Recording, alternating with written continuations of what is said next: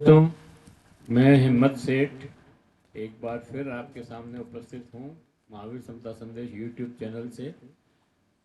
और एक नया विषय, नया वीडियो। विषय तो नया क्या है, 4-5 दिन से जो चल रहा है वही विषय है, बल्कि 20 दिन से जो चल रहा है। दोस्तों,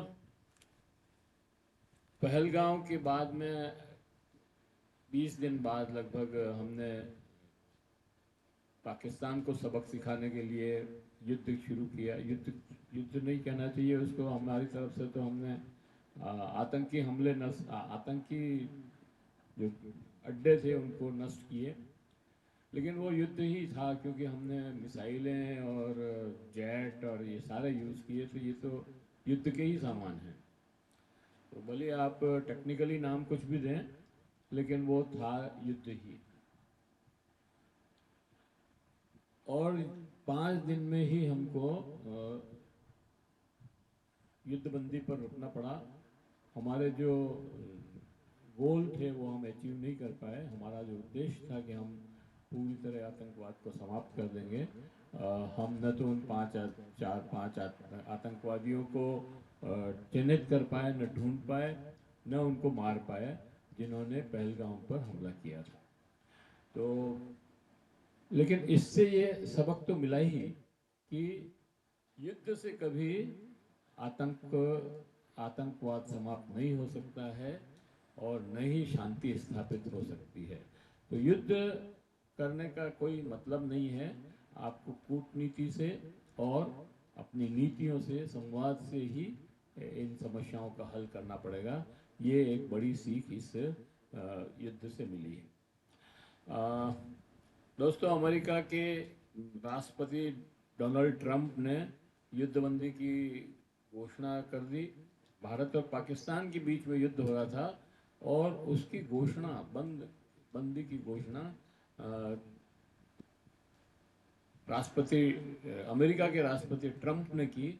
ये बहुत ही आश्चर्य की बात है और हमें हमारे को अफसोस भी होना चाहिए इस बात का कि हमारे आपस के युद्ध में अमेरिका क्यों बीच में कूद पड़ा।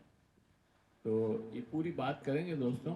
उसके पहले मैं ये अपील करना चाहता हूँ कि अगर आपने अभी तक भी महावीर समता संदेश को सब्सक्राइब न किया तो सब्सक्राइब कर लें, बेल आइकन दबाना न भूलें। और अगर वीडियो अच्छे लग रहे हैं तो लाइक करें, फॉरवर्ड करें और अपने दोस्तों को भेजें, सोशल ग्रुप्स में डालें। और कुछ कमेंट करना है, बल्कि कमेंट करें, कमेंट बॉक्स में जाएं, कमेंट करें और सुझाव दें। आपके कमेंट और सुझाव हमें और बेहतर करने की ओर अग्रसर करें। दोस्तों, अच्छा लग रहा है वीडियो या अच्छा नहीं लग रहा है, उसमें कुछ गलतियां लग रही है, कमी लग रही है, तो आप उसको भी कमेंट बॉक्स में जाकर लिख सकते हैं। वो भी हमारे को हमारा पथ प्रदर्शक होगा। तो इसके बाद मैं ये बात करना चाहता हूँ कि भारत पाकिस्तान के बीच में युद्ध था और ट्रंप साहब ने युद्धबंदी की घोषणा की। हालांकि हमने भी की, लेकिन हमने 5 बजे की और उन्होंने 2:30 बजे ही कर दी।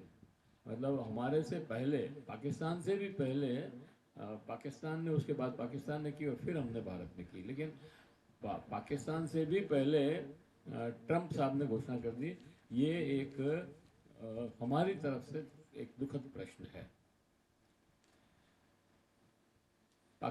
भारत और मतलब केवल यही घोषणा नहीं की कि युद्धबंदी हो गई है या दोनों एग्री हो गए हैं और हमने करवा दी है, बल्कि उन्होंने ये भी कहा कि भारत और पाकिस्तान के बीच अमेरिका मध्यस्थ बनकर कश्मीर विवाद को हल करने की कोशिश करेंगे। तो दोस्तों, हमारी जो नीति है उसके बिल्कुल ये विपरीत है। दोस्तों, ट्रंप का ये बयान बहुत ही खतरनाक है और हमारे देश के लिए बहुत घातक है। हमारे देश के प्रधानमंत्री नरेंद्र मोदी, विदेश विभाग और रक्षा विभाग इस बात को समझे या न समझे, लेकिन हमें इस बयान पर बहुत ज़बरदस्त आपत्ति है।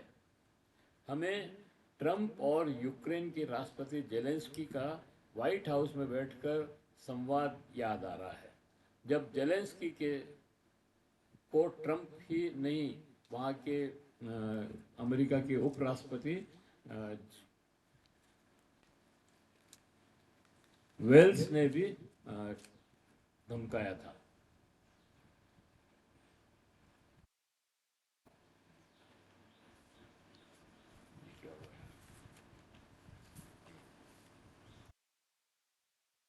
धमका रहे थे और साथ ही यह भी कह रहे थे कि रेयर मिनरल पर की डील पर दस्तखत करो। अभी तक जो हमने करुणा और दया भाव दिखाया वो ऐसे ही नहीं था। वो यूक्रेन को के रेयर मिनरल जो ज़मीन के अंदर छुपे हुए हैं उन पर हमारी नज़र थी, वो हमें दिख रहे थे और तुम्हारी सहायता हम उसी के लिए कर रहे थे। हथियार और पैसा उस रेयर मिनरल के लिए ही दे रहे थे। मोदी जी सावधान, ट्रंप साहब ने युद्धबंदी के साथ व्यापार करने की भी बात कही है। आप तो जानते ही हैं कि ये ट्रंप व्यापारी आदमी है और ये कभी व्यापार घाटे में नहीं करता। इसने जो युद्धबंदी के साथ व्यापार को जोड़ा है, ये बहुत ही खतरनाक संकेत है। इसे समझना और इसके अनुसार एक्ट करना जरूरी है।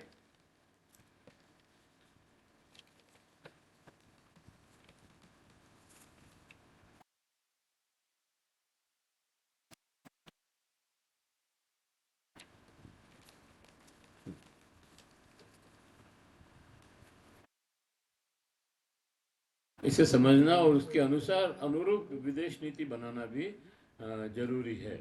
आपने कांग्रेस सरकार व उसके मुखिया इंदिरा गांधी के 1971 के युद्ध में और उसके बाद शिमला समझौते में जो कुछ हासिल किया, वो सब इन 4 दिन के युद्ध और युद्धबंदी के ट्रंप के प्रस्ताव को स्वीकार करके गंवा दिया है।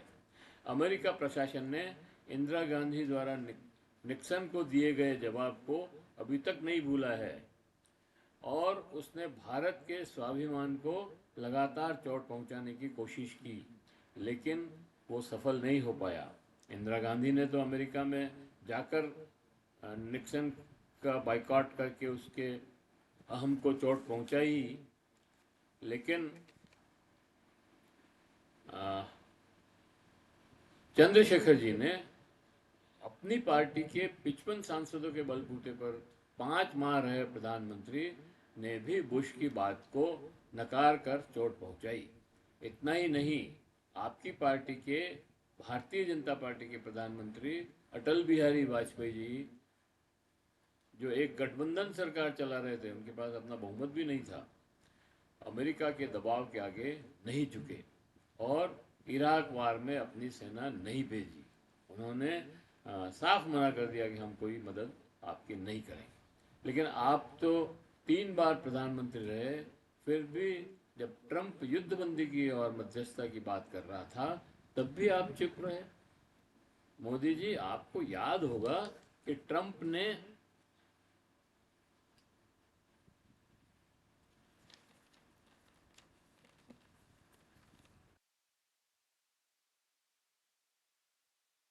के राष्ट्रपति पद के शपथ समारोह में निमंत्रण नहीं भेजा था आपको, और आपके मंत्रिमंडल के विदेश मंत्री जयशंकर, जो केवल एक बाबू, बड़े बाबू की हैसियत रखते हैं, ने एक हफ्ते तक प्रयास करने के बाद भी आपके लिए एक निमंत्रण पत्र का जुगाड़ नहीं कर सके।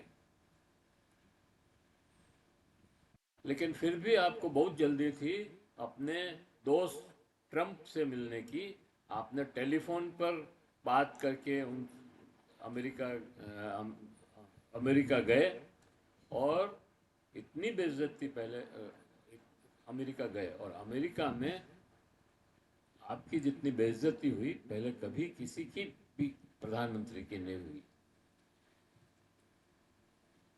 एक जितनी ट्रंप ने आपकी की, कहा तो राष्ट्रपति कैनेडी,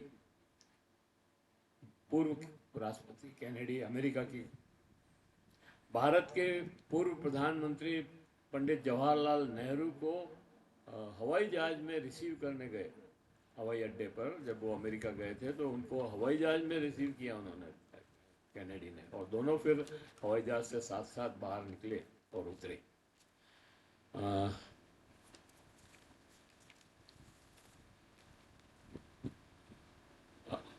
स्वागत और अभिनंदन किया वहाँ पर प्लेन में, और साथ साथ प्लेन से बाहर निकले और कहा, ट्रम्प कहाँ कहाँ ट्रम्प साहब तो आपकी स्वागत करने अपने घर के बाहर आकर कार से उतरने पर भी स्वागत करने नहीं आए। आप जब व्हाइट हाउस पहुंच गए और कार से उतरे तब भी एक वहाँ की एक कर्मचारी, एक लेडी जो है, उसने आपका स्वागत किया। मतलब इतनी बेइज्जती। आप दोनों को कंपेयर करिए, जरा सोचिए तो सही कि आपके साथ क्या हो रहा है, आप क्या कर रहे हैं।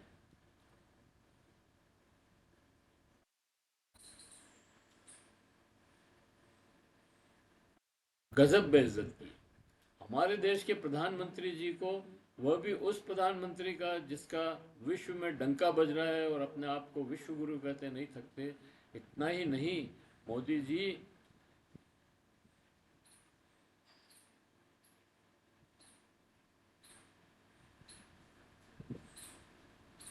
ये बहुत गंभीर, और आपको इतना ही नहीं, ये आप ये बहुत गंभीर बात है, और आपको कुर्सी पर बिठाकर जो रेसिप्रोकल टैरिफ लगाने की बात कर रहे थे और आप चुपचाप सुन रहे थे मुंह नीचे करके।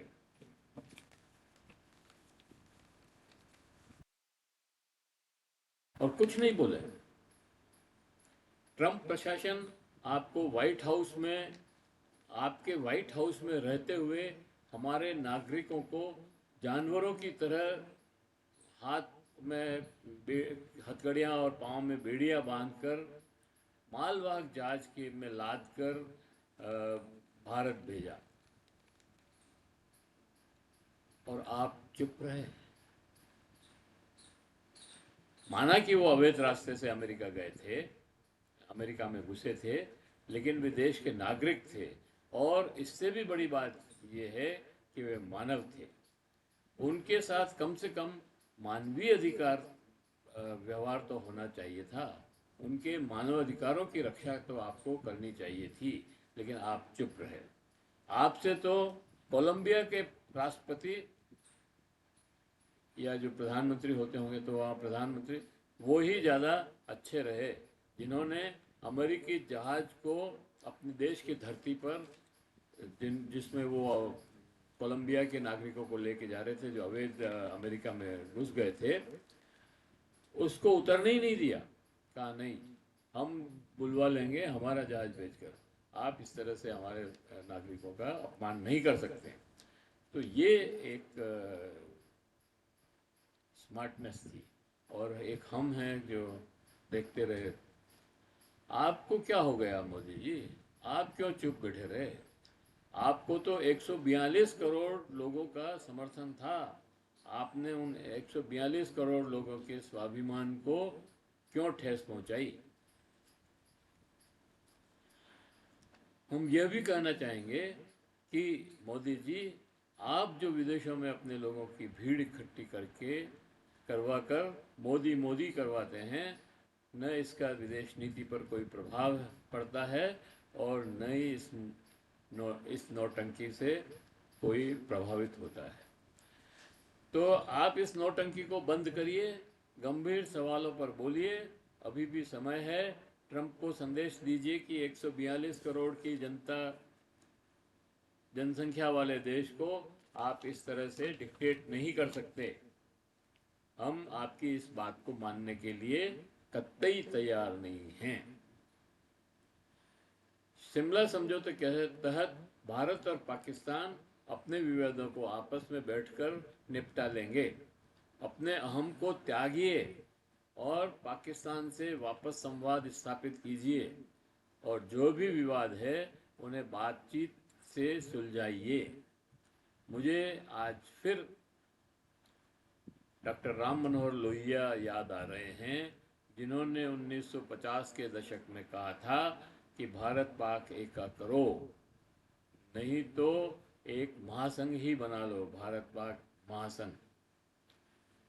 और अब तो बांग्लादेश भी उसमें जुड़ गया है, पहले बांग्लादेश अलग था, अलग नहीं था।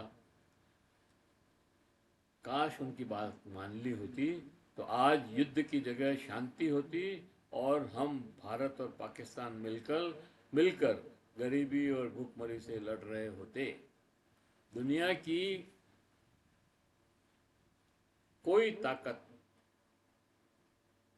अमेरिका समेत किसी भी देश की इतनी हिम्मत नहीं होती कि हमारी तरफ आंख तिरछी करके भी देखे। ये उस महासंघ का की ताकत होती। अगर आप अभी भी, मैं तो ये कहता हूँ अभी भी ये कोशिश करनी चाहिए। आपने दक्षेश बनाया 7 देशों का, जो साउथ एशिया के 7 प्रमुख देशों का वो संगठन था, उसको आपने तोड़ दिया, आपने उसको जारी नहीं रखा। आपकी विदेश नीति ने हमारे गुटनिरपेक्ष आंदोलन जो इतना साल से चला, 100 से ज़्यादा लोग उसमें शामिल थे, उससे आप बाहर निकल गए, उसको आपने कब्र में दफना दिया। आपके विदेश नीति के चलते आज हमारे साथ जब कोई भी इस युद्ध में हमारे साथ कोई भी खड़ा नहीं हुआ, किसी ने भी ये बयान नहीं दिया कि हम भारत के साथ खड़े हैं और पाकिस्तान गलत कर रहा है, या आतंकवाद जो है उसके ऊपर किसी ने भी कोई बयान नहीं दिया। यहाँ तक कि नेपाल और भूटान तक के जैसे मालदीव जैसे देशों ने भी हमारे पक्ष में कोई समर्थन नहीं किया, हमारे पक्ष में कोई बयान नहीं दिया। जबकि पाकिस्तान के साथ चीन तो था ही, तो तुर्की और अजरबैजान तो साथ पूरे पीछे खड़े हुए थे। तो ये हमें सोचने की बात है, हमें देखने की बात है कि और इस युद्ध से हम एक तरफा जो चीज़ें बता रहे हैं कि पाकिस्तान का हमने ये कर दिया, हमने वो कर दिया, लॉन्च पैड ख़त्म कर दिए, उनके अड्डे ख़त्म कर दिए, अच्छी बात है, हम बहुत सराहना करते हैं आपकी। लेकिन आपको ये भी दिखाना चाहिए कि हमारे पुंछ में कितना नुकसान हुआ, जम्मू में कितना नुकसान हुआ, श्रीनगर में कितना नुकसान हुआ, हमारे बाड़मेर, जैसलमेर, गंगानगर में भी उनके ड्रोन और ये मिसाइल्स गिरे हैं, उनसे कितना नुकसान हुआ, इसका भी तो आंकलन करना चाहिए। सिर्फ एक तरफा आंकलन करने से थोड़ी चलेगा। तो मैं इस वीडियो को यहीं समाप्त करता हूँ और आशा करता हूँ कि आपको ये वीडियो पसंद आया होगा। पसंद आया हो तो आप इसको लाइक करें, फॉरवर्ड करें और दूसरे सोशल मीडिया पर भी भेजें। और इसका ये जो हमारे को सबक मिला है, युद्ध कभी आतंकवाद समाप्त नहीं कर सकता, युद्ध से कभी आतंकवाद समाप्त नहीं हो सकता, नई शांति स्थापित हो सकती है। युद्ध के बाद भी हमको अक्रॉस द टेबल तो आना ही पड़ता है। इसलिए मित्रों, मैं ये कहना चाहता हूँ कि युद्ध नहीं करें, संवाद से बातों को निपटाएं। कूटनीति जहाँ फेल हो जाती है, विदेश नीति जहाँ फेल हो जाती है, वहीं पे युद्ध शुरू होता है।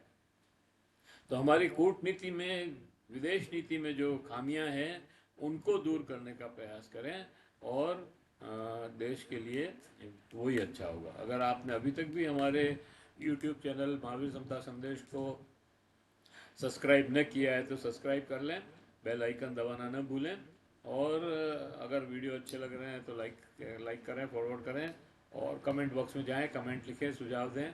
आपकी कमेंट और सुझाव हमें और बेहतर करने की ओर अग्रसर करेंगे। मिलते हैं फिर किसी एक नए वीडियो